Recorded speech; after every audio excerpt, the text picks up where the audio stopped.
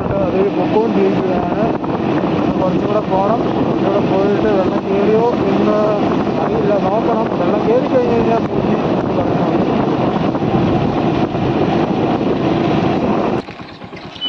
ഒന്നും പറയാനില്ല ഗേസ്. പെട്ട് ഗേസ്, സത്യം പറഞ്ഞ മുഞ്ചിൽ വെള്ളം കയറി. അത് ഫുള്ള് കണ്ടമാണിത്. 2 സൈഡും കണ്ടമാണ്. വെള്ളം കയറി ഒരു കാർ ഇങ്ങോട്ട് വരുന്നുണ്ട്.